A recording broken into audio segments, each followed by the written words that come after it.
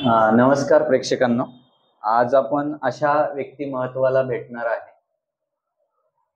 ते व्यक्तिमत्व जरी दिव्यांग असेल पण ज्या समाजाकडे त्यांच्याकडे बघण्याचा जो दृष्टिकोन आहे तो एखाद्या डोळस व्यक्तिमत्वालाही लाजवेल असा तो त्यांच्याकडे दृष्टिकोन आहे. तर आपण एक संगीत तज्ञ, एक चांगले पालक, एक चांगले शिक्षक असे प्रवीण महाजन सरांना आपण भेटणार आहोत. सर, स्वागत आहे तुमचं. धन्यवाद. धन्यवाद सर, आम्हाला थोडक्यात आपल्याला हा जो मुक्त संवाद आहे यातनं तुमचा आयुष्याचा जीवन प्रवास आम्हाला जाणून घ्यायचा आहे. तर मी पहिला प्रश्न तुम्हाला असा करेल की आपला एक ओळख करून द्यावी की या क्षेत्राकडे आपण कसं वळवलं, आपलं बालपण काय, आपलं शिक्षण काय, एकंदरीत थोडासा प्रवास सांगितला तर बरं होईल. लहानपणी मला दृष्टी होती. अच्छा. ती वयाच्या 10व्या वर्षानंतर गेली. बर. 10 ते 3 वर्ष म्हणजे 13 वर्षापर्यंत आम्ही तो प्रवास ट्रीटमेंटचा सुरू ठेवला. पण यश न आल्यामुळे मग अंधशाळेत ऍडमिशन घ्यायचं ठरलं. आणि ब्लाइंड स्कूलला गेल्यावर तिथे संगीत हा विषय होता जो की जिल्हा परिषदला किंवा बाकी माध्यमिक स्कूलमध्ये नाही आता. मग तिथे ब्लाइंड स्कूलला असल्यामुळे मला त्या सरांकडून ती प्रेरणा मिळाली आणि मला म्युझिकची आवड होती. मी गावात वाजतो, तो डफ वाजतो, जे काय वाजतो छोटे मोठे बँडचे पार्ट ते सगळे ऐकत होतो पूर्वीपासून. म्हणजे मला संगीताची आवड होती आणि तिथे मला खतपाणी खरं मिळालं शाळेमध्ये. तिथे मला संगीत शिकायला सुरुवात मी केली.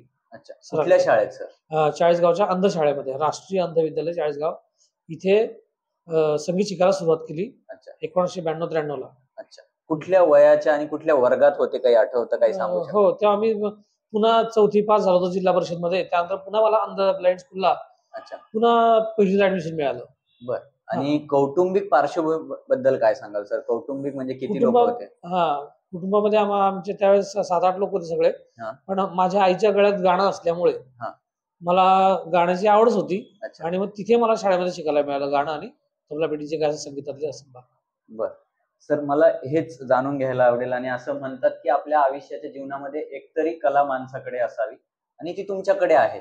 तर या संगीत क्षेत्राकडे तुम्ही नेमकं सुरुवात कशी झाली आणि काय तो एक क्षण होता ज्या दिवशी तुम्ही मला वाटलं की तबला मी शिकू शकतो, पेटी मी चांगलं शिकू शकतो, तर कसं तुम्ही इकडे वळाले? कसं आहे की खानदेशामध्ये ढोलकी नावाचं एक इन्स्ट्रुमेंट आहे. त्याला नाल म्हणतात खानदेशात. कोल्हापूर भाषेत त्याला ढोलकी म्हणतात. त्या ढोलकीची मला पहिल्यापासून आवड होती आणि ती त्या शाळेमध्ये गेलो आणि ते सर नवीन संगीत शिक्षक म्हणून लागले आणि त्यांच्या हातात ढोलकी बघितली. मी तेव्हा मला सांगितलं सरांना की सर मला ही नालच शिकायची. आम्ही त्याला नाल म्हणायचो आधी, आता मराठी भाषेत त्याला ढोलकी म्हणतो. पण खानदेशी शब्द नाल शब्द, तिथून सुरुवात केली मी. आणि ते करता करता मग संगीत रूम मध्ये हार्मोनियम पडलेला असायचा, तबला असायचा. मग सरांनी मला हळूहळू तबला शिकायला सुरुवात केली ढोलकी सोडून. मग हळूहळू पेटी गायनाकडे वळवलं. असे सर्व विषय माझे त्या शाळेमध्ये बऱ्यापैकी वाढीस लागले. अच्छा. सर, आम्हाला एक नेहमी आमच्या आम्ही जे डोळस लोक आहेत त्यांना एक तुमची कला फार आवडते. म्हणजे बऱ्याचशा लोकांना तोच एक नजरेस पडलेला प्रसंग आहे की तुमच्याकडे एखादी नोट दिली की तुम्ही ती अचूक ओळखता. या मागचं रहस्य काय बरं? कसं कळतं तुम्हाला? त्यामागचं रहस्य काही नाही. पूर्वीच्या नोटांचे आकार एकसारखे होते, स्टेबल होते. नोटबंदी झाली नव्हती त्यावेळेस. तेव्हा सगळ्यांच्या नोटांचे आकार जे असे बोटावर मोजून सांगायचे ते लोक. कारण त्याच्यावर ब्रेल लिपी नाही, देवनागरी लिपी ती हाताला लागत नाही. ब्रेल लिपी नसल्यामुळे त्या नोटांची लांबी मोजून ठेवणे हाच त्याच्यावर एक पर्याय होता. त्या लांबीवरच ते लोक ओळखतात. म्हणजे तुम्ही लांबीवरून नोट ओळखता कुठली आहे. आणि मग नाण्याचं कसं? नाण्यांना पण 2-4 नाण्याला असे वेगवेगळ्या प्रकारचे आडेवेडे असतात. असा प्लेन नसतो तो. आणि बाकीचे जे नाणे असतात ते प्लेन असतात. आता 5चा कॉइन जो असतो तो त्याला थिकनेस जास्त असतो. 10चा असतो त्याला आणखी थिकनेस जास्त असतो आणि त्याचा शेप पण थोडा मोठा असतो. तसे आम्ही ओळखतो. म्हणजे तुमच्याकडे संगीताची कला आहेच आहे, त्याचबरोबर नाणे आणि नोटा आणि इतर काम करण्याचं सुद्धा तुमच्याकडे कला आहे. छान आहे सर. मला पुढचा प्रश्न असं विचारायचा सर, तुम्ही जसं म्हटले की आधी ढोलकी होती, त्याच्यानंतर पेटी आलं, मग नंतर तबला आलं. म्हणजे एकंदरीत हा जो संगीताचा इतिहास आहे त्याबद्दल काय सांगाल? म्हणजे सुरुवातीला तुम्ही असं म्हणता की काही सूर म्हणजे मोजके सूर होते, त्यानंतर सूर वाढले. बरोबर. थोडक्यात त्याच्यात पार्श्वभूमी आम्हाला सांगा. खूप आधी जेव्हा संगीताचा शोध लागला नव्हता तेव्हा फक्त तमाशातलं जे तुणतुणं होतं त्या एका स्वरावर लोक गायचे. मग त्यानंतर काही वर्षांनी सारे गमचा विकास झाला, ते स्वर आले. मग आणखी पुढे काही जाता येईल का असं त्यांना वाटलं काही लोकांना. काही काळ गेल्यानंतर मग पधनिसाचा शोध लागला. पधनिसा हे 4 स्वर नंतर आले आणि त्यातही आणखी काही जागा ज्या सुटल्या ते कोमल स्वर नंतर आले. आणि मग अशा प्रकारे 12 स्वरांचं सप्तक तयार व्हायला कमीत कमी 3000-4000 वर्षापूर्वीचा काळ गेला. तेव्हा ते 12 स्वर तयार झाले आणि त्यानंतर संगीतामध्ये अजून खूप विकास होत गेले, पण एकही स्वर वाढवता आला नाही कोणालाही. म्हणजे आता 7 सुरांची 7 आहे. हा, 7 स्वरांची 7 आहे आणि 12 स्वरांचा सप्तक पूर्ण तयार होतो. या पलीकडे अजून कोणी नवीन आता तयार झाला आणि त्यांनी जागाच ठेवली नाहीये की त्यात आपल्याला 14वा स्वर 13वा स्वर निर्माण करता येईल असं. क्या बात आहे सर. खरं तर ही तुमच्यात असलेली बोटांची कला आहे की ते योग्य 7 सूर तुम्ही योग्य वाजवता आणि त्यातनं एक मधुर ध्वनी निर्माण होतो, तो तबल्याचा असो की पेटीचा असो. मला यालाच धरून एक पुढचा प्रश्न विचारायचा सर. जसं तुम्ही म्हटले की हे 7 सूर आहे, तसे काही वाद्यांचे पण काही प्रकार असतील तर तुम्हाला कुठले कुठले तुम्ही वाद्य वाजवली आहेत आणि कुठले कुठले प्रकार आहे काही सांगू शकला? बरोबर. वाद्यांचे 4 प्रकार आहेत. सुशीर वाद्य, त्याच्यामध्ये हवेवर चालणारे येतात. एक घनवनद्य म्हणजे तबला, आणि आपलं सुशीर वाद्य, तंतु वाद्य पण आहे. तर व्हायोलिन वगैरे येतं, गिटार वगैरे येते. हे सगळे वाद्यांचे प्रकार आहेत. त्याच्यामध्ये मी मोस्टली ढोलकी, तबला, मृदुंग हे इझी वाजवतो आणि हार्मोनियम, पियानो वगैरे वाजवतो. हे विषय नाही. आणि तंतुवाद्याचे काही मी हातात घ्यायचा प्रयत्न कधी केला नाही, त्याविषयी मला खूप आवड पण नाही, कारण ते नाजूक असतं, त्यामुळे खूप काही त्यात लक्ष नाही घातलेलं. बरं, मला यालाच धरून पुढचा प्रश्न विचार सर. तुम्ही म्हटले की मला त्याची आवड नाही, म्हणून तुमचं आवडतं या सगळ्या 4 प्रकार तुम्ही जे सांगितलं, मी ढोलकी, पेटी वाजवतो, मृदुंगही वाजवतो, तरी यातलं एक आवडतं तुमचं वाद्य निवडायचं झालं तर ते कुठलं? तबला. तबला आवडतो. बरं, एक झलक जर झाली तर आवडेल सर आम्हाला तबल्यावरती. चालेल. या तबल्याचा इतिहास तुम्हाला थोडा सांगतो मी आधी. पूर्वी भगवानदास आणि सिद्धार्थ खा नावाचे राजाच्या दरबारी 2 कलाकार होते. त्यांची जुगलबंदी झाली आणि त्याने एक जण हारला. मग त्याने संतावतो मृदुंग फेकून मारला. त्यातून तबल्याची निर्मिती तुटला मधून असं म्हणतात की त्यातून तबल्याची निर्मिती झाली. मग त्या तबल्याला खूप नाव होते पूर्वी, तबल टर्की, तबलबल आदी वगैरे सगळे नाव होते त्याला. मग ते होता होता सगळं जात त्यातला होता तबला हे 2 अक्षर उरले आता. तबला हे 2-3 अक्षर उरले आता. यात काही बदल झाला नाही नंतर. पण त्याच्यामध्ये शोध लागले. नंतर मातीचे भांडे होते आधी, नंतर लाकडाचे आले, हळूहळू मग त्या तांब्या, पितळचे, स्टीलचे, लोखंडाचे भांडे आले, असा बदल होत गेला. आणि आता मी तुम्हाला तबल्याचं थोडंसं प्रेझेंटेशन दाखवतो. एक कायदा आहे, त्याचं वाजवतो मी थोडंसं म्हणून दाखवतो आधी. धाती धागे नाधा तिरकीट, धाती धागे धिन्नाकिना, ताती तागे नादा तिरकीट, धाती धागे धिन्नाकिना. हा तुम्हाला वाजून दाखवतो मी. 1-2 पलटे वाजून ते वाजवतो.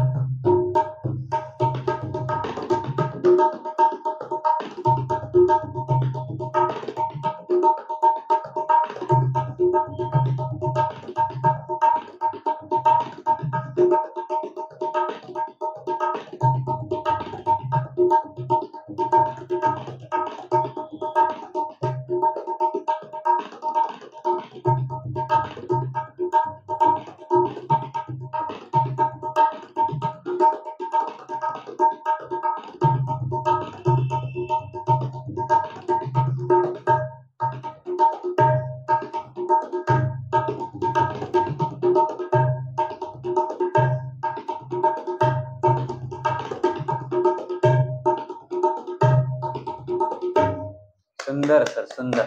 म्हणजे मला हे म्हणायचं, जरी एखाद्याला जाणकार नसला, पण जी तबल्याची वरची जी तुमची बोटांची हालचाल आहे, त्यातनं जो मधुर ध्वनी निघतो तो ऐकावासा वाटतो. जरी याला जाणकार नसलं तरी मला एक प्रश्न विचारायचा सर, हे याला तुम्ही जे वाजवता याचे काही प्रकार असतील, याला काही नावं असतील तर ते जर आम्हाला कळाले तर बरं होईल. म्हणजे तबल्याला. हो, तबल्यामध्ये ना खूप सारे नाव आहेत. कायदा म्हणजे प्रकार आहेत. तिस्त्र जातीचे कायदे आहेत.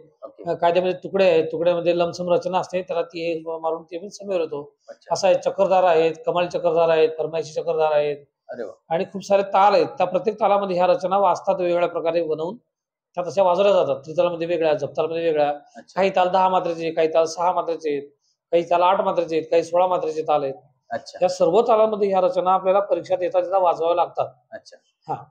आणि सर, आता आपल्याला म्हणजे आपल्या प्रेक्षकांना किंवा इतर सर्वसामान्य लोकांना एकच नाव माहितीये, झाकीर हुसेन, उस्ताद झाकीर हुसेन. मग यामध्ये ज्या काही पदव्या आहे किंवा मग कुठला स्तर त्यांनी पूर्ण केल्यानंतर त्याला ती पदवी मिळते, याच्यात कुठली सर्वोच्च पदवी कुठली? बरोबर. तो आधी बेसिक करता तो 1 डिग्री त्याला पहिले मिळते, त्याला संगीत विशारद म्हणतात किंवा तबला विशारद म्हणतात. त्यानंतर मग तबला अलंकार करता येतं. त्यानंतर तबल्यामध्ये तुम्हाला आपल्याला आकाशवाणीची पी हाय वगैरे परीक्षा पास करता येते. त्याच्याही पुढे जाऊन पंडित, मग शेवटी पंडित होतो तो.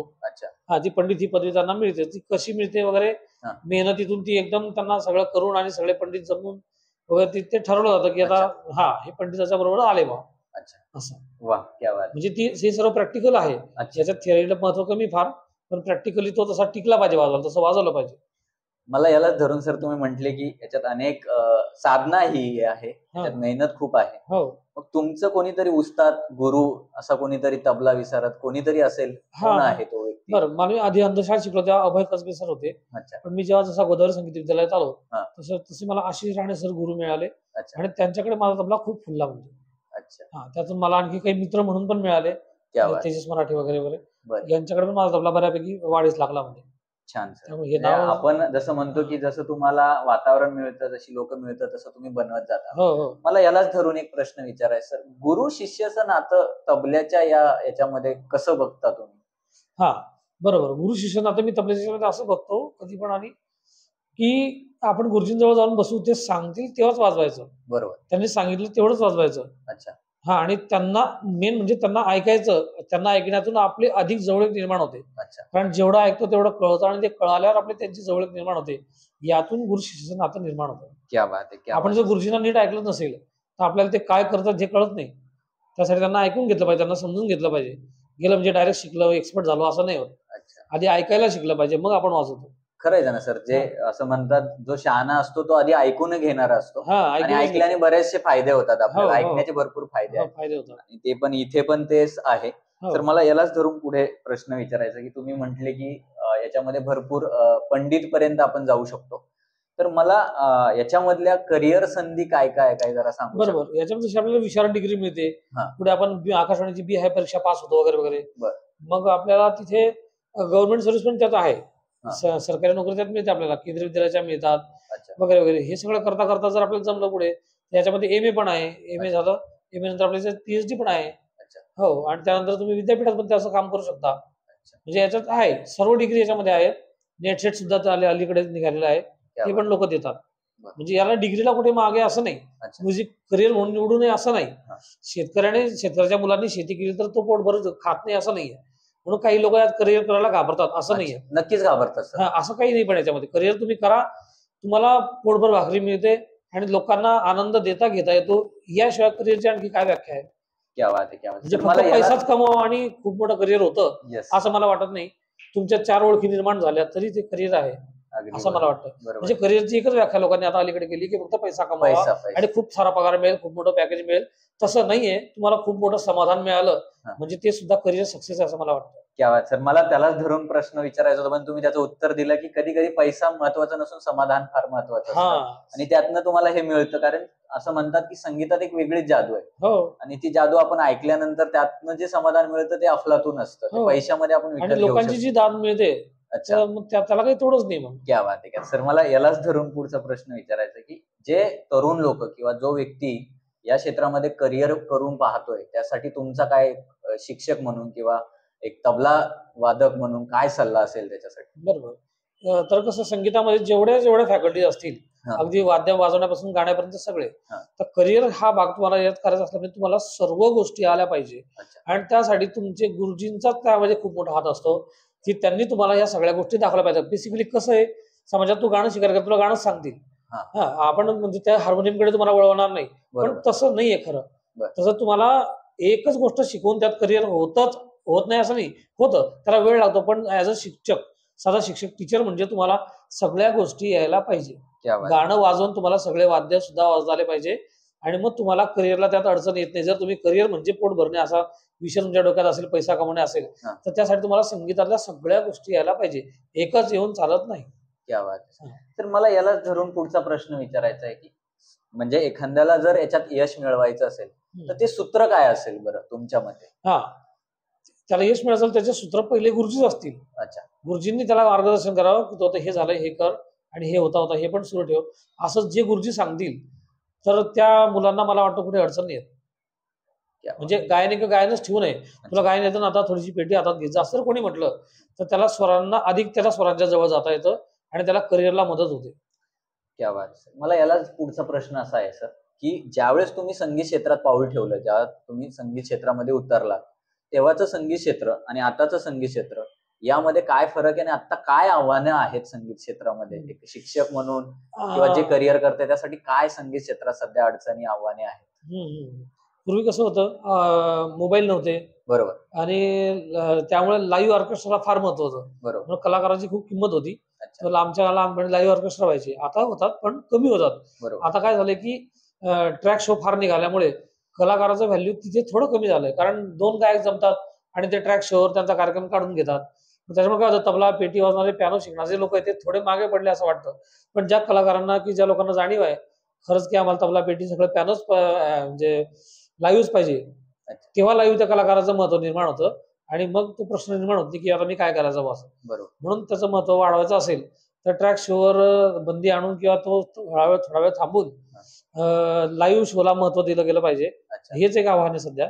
म्हणजे जास्तीत जास्त लाईव्ह कार्यक्रम झाले पाहिजे. हो, आणि त्यातनं जे तबला पेटीवाल्याला जीवन मिळतं त्यात काहीतरी. अच्छा, सर मला यालाच पुढचा एक प्रश्न विचारायचा आहे की आता तुम्ही एक दिव्यांग म्हणून या क्षेत्रामध्ये उतरला आहात. जर तुम्हाला डोळस दृष्टी असती तर तुम्ही काय व्यक्तिमत्व असतं, कधी कल्पना केली? काय असता तुम्ही? बरोबर. तर कसं, आता मी जनरली बाहेर जातो येतो आणि कार्यक्रम करतो किंवा नंतर बाहेर येतो, तेव्हा जे सहज लोक दृष्टीने कॅच करून घेतात काही डोळस कलाकार, ते प्रत्येक वेळेस मला करता येत नाही. अच्छा. दृष्टीफेक जी असते, दृष्टीतून जे लोकांच्या जवळ जाता येतं ते मला जाता येत नाही. प्रत्येक वेळेस तो माणूस आपल्याला काही भेटतच असं नाही, पण नुसती दृष्टी पडली तर आपल्याला कळतं, हाय बाय टाटा टाटा करता येत आपल्याला. पण तसं माझं होत नाही. तसं मला प्रत्यक्ष कोणी भेटेलच, माझ्याशी बोलतीलच, तेव्हा त्यांना मी ओळखेल, आणखी ते नंतर पुन्हा मला भेटेल, तर आवाज माझ्या लक्षात असेल तर मी त्यांना ओळखेल वगैरे वगैरे असं होतं. पण एकदा फेसिंग बघितलं डोळस माणसाने तर त्याचा फरक पडतो. आणि विद्यार्थ्यांकडे पण मला कधी कधी बघावं असं वाटतं, पण त्यात मी स्वतःला दोषी ठरवतो की मी जर त्यांच्याकडे बघून त्यांना शिकवलं असतं आणि त्यांच्या चेहऱ्याचा आनंद जर मला बघायला मिळाला असता तर मला अजून या पलीकडे समाधान मिळालं असतं असं मला वाटतं कधी. सर, क्षणिक गोष्टीसाठी आपण असं ठरवूयात की तुम्हाला आत्ता दृष्टी मिळाली तर तुम्हाला पहिले काय बघायला आवडेल? बरोबर. अशी कोणती व्यक्ती असेल किंवा त्या व्यक्तीला भेटायचं असेल, मग तुमच्या क्षेत्रातलं असेल, संगीत क्षेत्रातलं असेल, किंवा एखादी तुमची प्रिय व्यक्ती असेल, अशी कोण आहे की तुम्हाला आता दृष्टी मिळाली आणि तुम्हाला त्याला बघायचंय, भेटायचंय? बरोबर. असं कोण आहे ते? बघा, सगळ्यात आधीचा विषय असा आहे की ज्या आईने शिक्षणाचं बोट धरायला शिकवलं आणि शिक्षणाकडे पाठवलं, आधी तिला बघायला पाहिजे. आणि त्यानंतर ज्या गुरुजींकडून आपल्याला खूप समाधान मिळालं, अच्छा, त्यांच्या अशा 2 व्यक्तींना तुम्हाला भेटायला आवडेल, एक आई आणि गुरु. क्या बात आहे सर, खरंच म्हणजे तुम्ही जे उत्तर दिलंय, कारण कसं त्यांनी जे जवळ केलं आपल्याला ते आतापर्यंत कोणी तसं जवळ केलं नाही, आणि त्यांनी बोट धरून पुढे आणलं म्हणून आपण आजपर्यंत आहोत आणि पुढे झालो हळूहळू. क्या बात, या पद्धतीने. खरंच तुम्ही दिलेलं उत्तर मन हळवं करून जाणार आहे. मला सर यालाच पुढचा एक प्रश्न विचारायचा आहे की जसं तुम्ही म्हटले की मला माझ्या कलेला कलाकाराने दिलेली दाद मला बघता येत नाही, मग तुम्हाला हे एक अडथळा वाटतं की काही मर्यादा वाटतं की याच्यावर तुम्ही कशी मात केली? मग म्हणजे मला त्यांनी टाळ्या वाजल्या यावरून कळतं, ठीक आहे, पण त्यांच्या चेहऱ्यावर जो आनंद असतो तो बघायला मिळत नाही, त्यामुळे थोडं वेगळं वाटतं. फक्त एवढंच की चला काही हरकत नाही, आता आहे तसं राहायला पाहिजे. अच्छा, असं वाटतं फक्त. सर, एक आता एवढ्या सगळ्या आयुष्याच्या या प्रवासामध्ये समाजामध्ये आपण वावरतो आणि समाजशील प्राणी आहे असं म्हणतो, आणि तुम्हाला ते बघता येत नाहीये, जसं तुम्ही म्हणताय की मला माझ्या कलेला दिलेली दाद बघता येत नाही, पण मला ती अनुभवता येते की छान जर कार्यक्रम झाला असेल तर टाळ्यांचा गडगडाट होतो आणि ते तुम्हाला फार समाधान देऊन जातं. पण हे सगळं करत असताना समाज एक दिव्यांगाकडे कसं बघतो, तुमचा अनुभव काय सांगतो? समाजामध्ये खूप लोक आहेत की साध्या पद्धतीने तुम्हाला सहानुभूती मिळेल, पण जेव्हा एखादी रिस्क घ्यायची असते तेव्हा समाज त्याला दिव्यांग म्हणूनच बघतो. आतापर्यंत तो अनुभव मी घेतलेला आहे. बरोबर. हो, म्हणजे खूप साऱ्या गोष्टी सांगता येतील अशा. तुम्हाला रस्ता क्रॉस करून द्यायचा, कोणी पण क्रॉस करून देईल. तुम्हाला काही लिहायची अडचणी कोणी पण लिहून देईल. पण याही पलीकडे जाऊ आपण, जेव्हा तुम्हाला एखादी सर्व्हिस मिळवून द्यायची आहे, याला आपल्याला कायमस्वरूपी भरती करायचं आहे, तर अशा वेळेस ते तुमचं दिव्यांगच पुढे घालतील. बरोबर. की नाही, तुम्हाला तर फळ्यावर लिहायची अडचण आहे, नाही तुम्ही तर मुलांना कंट्रोल करू शकत नाही, पण तसं नाहीये. यावर सुद्धा दिव्यांग लोकांनी मात केलेली आहे. जर त्यांना गव्हर्नमेंटचा पगार भरभरून मिळत असेल तर अशा वेळेस लोक मदतीसाठी मदत घेतात. त्या मदतीसाठी त्यातलं आपल्या पगारातलं थोडंसं मानधन देतात, त्याचंही शिक्षण होतं, त्याची उपजीविका पण होते, आणि यांनाही मदत मिळते, मुलांना पण छान शिकायला मिळतं. आणि राहायला बोर्डवर लिहायचा प्रॉब्लेम, आता काय करतात, बोर्ड डायरेक्ट छापून मिळतात. आता प्रत्येक बोर्डवर आपल्याला गाणं छापून मिळतं. तो आपण ते गाणं डायरेक्ट वर्गात लावलं तर मुलं ते बघून लिहून घेतात. आपल्याला पुन्हा त्या वह्या घरी आणून त्या मदतीने, मुलांच्या मदतीने चेक करून घेता येतात की आपली मिसेस की आपल्या कोणाचे शेजारी पाजारी असतील ते आपल्याला मदत करतात. या पद्धतीने मी विवेकानंद मध्ये सुद्धा, विवेकानंद प्रतिष्ठानच्या शाळेमध्ये काम केलं. त्यावेळेस माझे विद्यार्थीच जे हॉस्टेलला राहायचे निवासी शाळेमध्ये, ते मला पेपर चेकिंगला मदत करायचे. मी त्यांना पेपर चेकिंगला बसवायचो आणि त्यांचं माझ्यावर खूप प्रेम होतं. तर त्या पद्धतीने मला ते मदत करायचे. म्हणजे दिव्यांग माणूस करिअरमध्ये मागे असं नाही, पण समाज त्याला त्यावेळेस बघताना दिव्यांग म्हणूनच बघतो. खरंय सर, तुम्ही जे उदाहरण सांगितलं की एखादा व्यक्ती तुम्हाला बघतोय, तुम्ही दिव्यांग आहात आणि तुम्हाला रोड क्रॉस करायचा आहे तर तो सहज करून देतो. सहज होणाऱ्या गोष्टी त्या सहज होतात, पण नंतर त्याची जी आयुष्याची अडचणी आहे ते त्यालाच बघावं लागतात. आता जे दिसतंय त्यातनं समाज फक्त तुम्हाला मदत करतं. मला याला धरून सर पुढचा प्रश्न, आता मी तुम्हाला प्रश्न विचारला की समाज तुमच्याकडे कसं बघतात, पण तुम्ही दिव्यांग असूनही अनुभवाच्या दृष्टीतून समाजाकडे या प्रकरणात तुम्ही कसं बघता? समाजात तुम्ही कसं बघता? समाज तर बघतो या दृष्टिकोनातून, तुम्ही दिव्यांग आहात पण तरी अनुभवाच्या या सगळ्या याच्यावर पटलावर तुम्ही समाजाकडे कुठल्या दृष्टिकोनातून बघता? मग मी असं म्हणतो की त्यांना जे दिव्यांगत्व समजलेलं आहे त्या त्यांच्या मर्यादा असं म्हणतो मी. आणि त्या मर्यादा पलीकडे ते जाऊ इच्छित नाही, त्यांना जायचं नाहीये. त्यांनी स्वतःला चौकटीत बांधून घेतलं असं मी समजतो आणि त्यांना त्या पलीकडे जायचं नाही आणि तो विषय त्यांना जाणून घ्यायचा नाहीये की आपण ही जर यांच्यावर जबाबदारी दिली तर कशा पद्धतीने हँडल करतील हे त्यांना बघायचं नाही. त्यांना तिथेच थांबवायचा होतो विषय. म्हणजे एक तर ती वस्तुस्थिती आपल्याला जे स्वीकारायला आपण त्यांना बदलू शकत नाही. कदाचित त्यांचा अभ्यास तेवढाच असेल की ते समजलेलं असेल. आपण आपल्या पटलावर आपण आपल्या पावलं टाकली पाहिजे, आपण काम केलं पाहिजे त्या पद्धतीने. ते त्यांना समजेल आणि रुचेल असं आपण मानून चालायचं नाही. समजलं की ते आपल्यापर्यंत येतील, रुचलं तर काहीतरी बोलतील, काहीतरी प्रतिक्रिया आपल्याला देतील. सर, तुम्ही जे आयुष्य जगतायत ते अफलातून आहे आणि जे तुम्ही त्याच्यासाठी मेहनत करताय किंवा जी तुम्ही कला जोपासली आहे, म्हणजे एखाद्याला हात असून सुद्धा ती जी गोष्ट करू शकत नाहीये, तर ज्याला हात नाही त्याला ती ओळखावं त्याने की त्याचं काय महत्व आहे. म्हणजे ज्याला डोळे नाहीत त्याला डोळ्याची खरी किंमत आहे आणि ज्याला डोळे आहेत त्याला त्याची किंमत नसते असं आपल्याला म्हणायला हरकत नाही. मला यालाच धरून पुढचा प्रश्न विचारायचा सर तुम्हाला. तुम्ही म्हटले की आम्ही शिक्षण क्षेत्रात काम केलं, मी एक शिक्षक आहे. एक शिक्षण संगीताचा शिक्षक असताना तुम्हाला अभिमान वाटणारी एक कुठली गोष्ट आहे जी तुम्ही संगीताचे शिक्षक आहात? बरोबर, मी जर म्हटलं संगीत शिक्षकाला सर्व वाद्य यायला पाहिजे, सर्व गाता यायला पाहिजे. माझ्या उभ्या 22 वर्षाच्या कारकिर्दीमध्ये माझ्या शाळेमध्ये मला मदतनीस शिक्षकाची संगीताबद्दल दुसरी फॅकल्टी, फॉर एक्झाम्पल तबला वाजवणे, मृदुंग वाजवणे किंवा कॉंगो वाजवणे, याची मला दुसऱ्या शिक्षकाची, दुसऱ्या मदतनीसाची गरज भासली नाही. कारण माझ्या मुलांना मी शाळेमध्ये ते सगळं शिकवतो, माझ्या मुलांकडून ते करून घेतो. माझे मुलंच माझ्यासोबत वाजवतात, शाळेतले विद्यार्थी. हे माझं 20-22 वर्षातलं यश आहे आणि यासाठी मला दुसरा माणूस उभा करायची गरज पडली नाही. संस्थेला त्याला वेगळा पेमेंट द्यावा लागला नाही आणि ते सगळं मी या पद्धतीने करून घेतो. मी मुलांना सगळं शिकवतो, त्यातलं सगळं देतो. म्हणून मला दुसऱ्या माणसाची गरज नाही पडत. असं संगीत शिक्षक असावा असं मला वाटतं. क्या बात आहे, क्या बात. सर, तुम्ही जसं म्हटले की मी या दिव्यांगाकडे कधीच मर्यादा किंवा अडथळा म्हणून बघत नाही किंवा तो बघणारही नाही आणि मी कुणाला उभंही नाही केलं, मला गरजही नाही भासली, मी सक्षम आहे. हे जे सतत तुम्ही स्वतःला ऊर्जित ठेवता, प्रेरित ठेवता, या सतत मिळणाऱ्या ऊर्जेसाठी तुम्ही कोणाला प्रेरणा मानता किंवा अशी काय प्रेरणा आहे की व्यक्ती असेल, पुस्तक असेल, कोणाची 2 वाक्य असेल किंवा तुमचा अनुभव असेल, तर ती अशी कुठली गोष्ट आहे तुम्हाला ती कायम प्रेरित करत असेल? बरोबर, गरज ही शोधाची जननी आहे. तसं आता मी उभा राहिलो म्हणजे माझी जबाबदारी काय आहे, माझ्या कुटुंबाकडून, माझ्याकडून त्यांना काय अपेक्षा आहेत, ह्या अपेक्षा किंवा ह्या गोष्टी, आणि माझे आई वडील, समाजामध्ये माझं नाव काय आहे, हे अपेक्षा मला नेहमी प्रेरित ठेवते. ही तुम्हाला गरज आणि ही जी कौटुंबिक पार्श्वभूमी ही तुम्हाला कायम प्रेरित करत असते? हो, कौटुंबिक पार्श्वभूमी आणि समाजात जे आपलं नाव आहे ते नाव मला नेहमीच प्रेरित ठेवतं. कारण मी टिकवलं पाहिजे असं मला वाटतं. जेव्हा माझ्यात ही ऊर्जा निर्माण होते तेव्हाच ते नाव मला प्रेरणा देतं. क्या बात आहे सर. खरंच आपलं नाव असं असायला पाहिजे की काम बनायला पाहिजे. आणि आपण म्हणतो की ज्या व्यक्तीने आपल्याला लहानाचं मोठं केलंय, आपलं काम त्यांचं मान उंचावणारं असावं, मान खाली घालणारं नसावं. आणि तुमचं काम खरंच तसं मान उंचावणारच आहे. तुमच्या आईवडिलांना नक्कीच अभिमान असेल, याच्यात काही खात्री नाही. मला आईवडिलांवरतीच एक प्रश्न विचारायचा सर.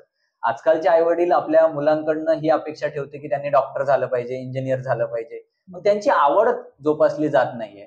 मला हेच विचारायचं की आपल्या जे मुलं आहेत त्यांना आपण संगीत क्षेत्रात करिअर करायला लावणार की त्यांच्या आवडीनुसार, यावरती आपलं काय मत? प्रथम संगीत क्षेत्रात त्यांना निवडून द्यायचंय मला.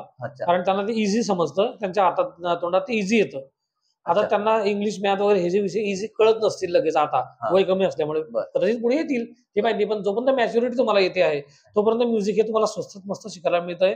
शिकून घ्या, त्यात करिअर होईल हा विषय नंतर ठरवू, पण तुमची समज येईपर्यंत तुम्हाला काय मिळतं आणि काय चांगलं वाटतं ते त्यांना पुढे निवडता येईल.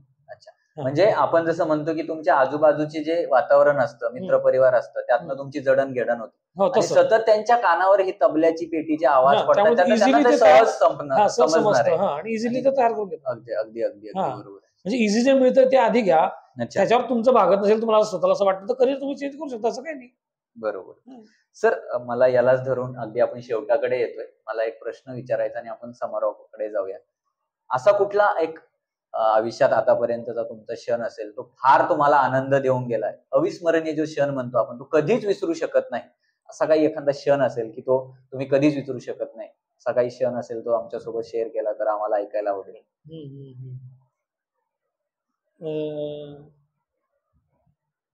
गाण्यामध्ये जेव्हा मी गायचो आणि आमच्या गुरुजींची आमच्या गळ्यावर कानावर थोडी छाप होती,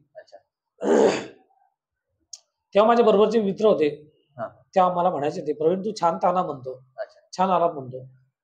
हा क्षण मी कधी विसरू शकत नाही, कारण त्यांनी जे मला चांगलं म्हटलं त्यावेळेस माझी कला बघून, ती गोष्ट विसरण्यासारखीच नाही. आणि त्यातून त्यांच्या अशा बोलण्यातून जे मला विशारदला शेवटच्या वर्षाला फर्स्ट क्लास मिळाला, याच्यापेक्षा मोठा आनंद कोणताच नाही. माझ्या सर्टिफिकेटवर फर्स्ट क्लास लिहिलेला आहे. क्या बात आहे, क्या बात.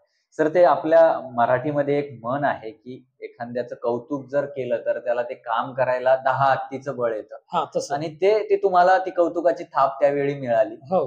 सर, मला यालाच धरून पुढचा प्रश्न विचारायचा आहे की त्यावेळीचं शिक्षण ज्यावेळेस तुम्हाला संगीत क्षेत्रामध्ये मिळायचं किंवा त्यावेळेचं जे साधं अभ्यासक्रमातलं शिक्षण होतं आणि आताचं शिक्षण आहे जे संगीतातलं आणि साध्या अभ्यासक्रमातलं आहे, यातला काय फरक तुम्ही जाणवलाय कधी, किंवा काय सांगाल याबद्दल, तुमचा दृष्टिकोन काय म्हणतो? आता जनरली काय झालेलं की स्कूलमध्ये वंदे मातरम, देशभक्ती गाणे, स्वागत गीत वगैरे असं शिकवतात. आम्हाला सिलेबस मध्ये त्यावेळेस स्कूलमध्ये राग वगैरे शिकवायचे, म्हणजे आम्ही जे बाहेर एक्स्ट्रा क्लास करायची गरज आम्हाला पडत नव्हती. स्कूलमध्ये आमचे राग वगैरे सिलेबस होऊन जायचा सगळा, त्यामुळे आम्ही